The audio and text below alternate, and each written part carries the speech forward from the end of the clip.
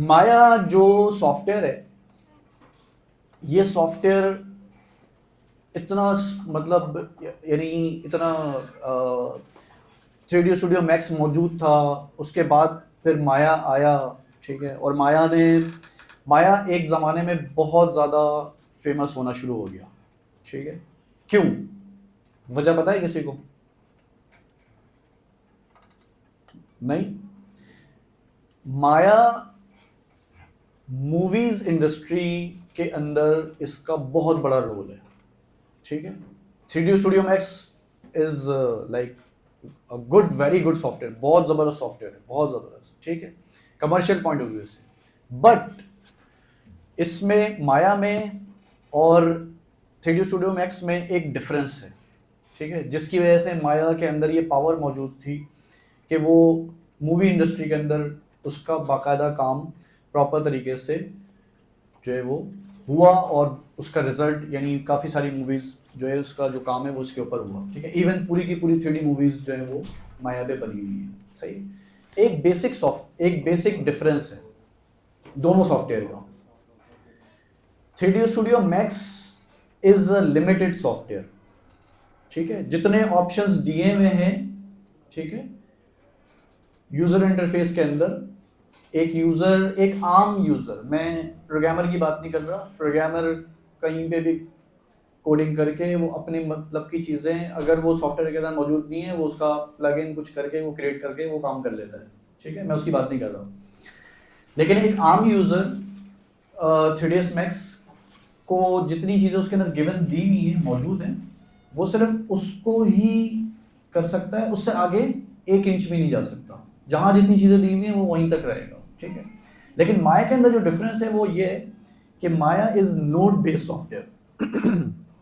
मिसाल के तौर पे मिसाल के तौर पे अगर मैं एक सिंपल बॉक्स भी लेता हूँ, ठीक है, और इसके ऊपर मैं एक शेडर भी अप्लाई कर देता हूँ,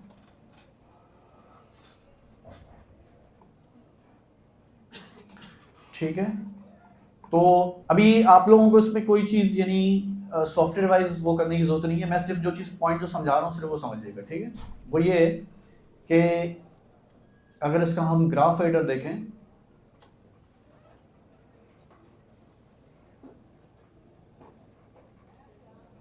हाइपर ग्राफ, ठीक है, हायरार्की देख लेते हैं। ये देख रहे हैं आप, ये क्या है, माया के अंदर हर चीज का एक नोड बना हुआ है, ठीक है। अब इस की जो सबसे बड़ी पावर है ना, वो ये है कि कोई भी जो चीज है वो यहां तक लिमिटेड नहीं है, मैं इसके साथ कोई दूसरी चीज लिंक कर सकता हूं, ठीक है, उससे दूसरी चीज लिंक कर सकता हूं, ठीक है। यानी कि ये नोड बेस्ड सॉफ्टवेयर है, तो इसमें कोई लिमिटेशन नहीं है, कहीं से भी मैं किसी चीज को लिंक करके मैं अपनी मतलब का जो नेटवर्क है वो मैं बना सकता हूं और अपने मतलब की चीज बना सकता हूं। बात समझ में आ रही? ठीक है।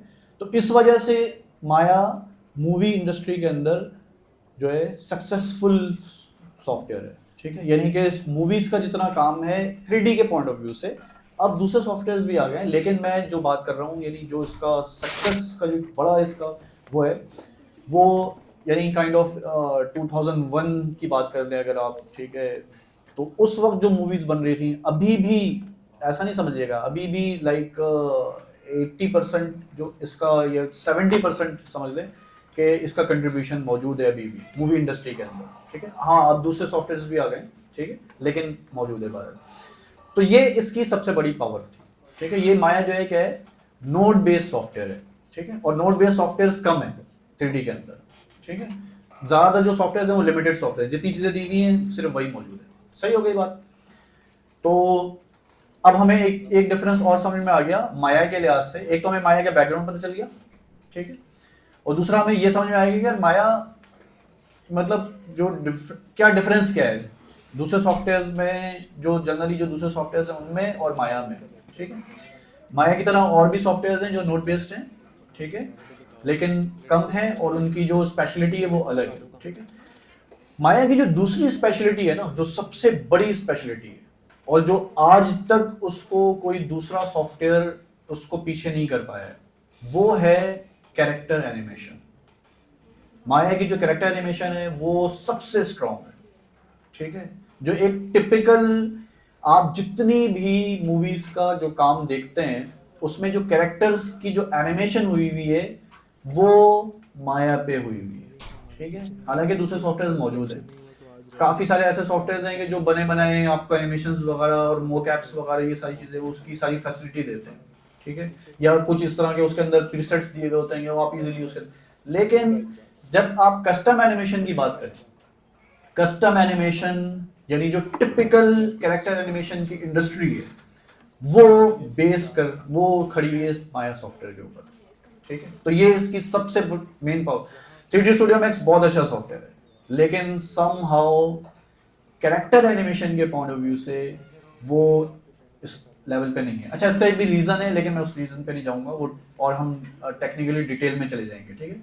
उसका उसके पीछे उसका रीजन है, जिस तरह से मैंने ये बताया ना नोड बेस्ड और लिमिटेड, ठीक है। तो उसका भी एक रीजन है, वो ग्राफ एडिटर के अंदर उसका काम करने का तरीका 3D स्टूडियो मैक्स का और माया का इट्स डिफरेंट, ठीक है। तो इसलिए माया जो है वो ज्यादा फ्लेक्सिबल है फॉर कैरेक्टर एनिमेशन। सही हो गई बात।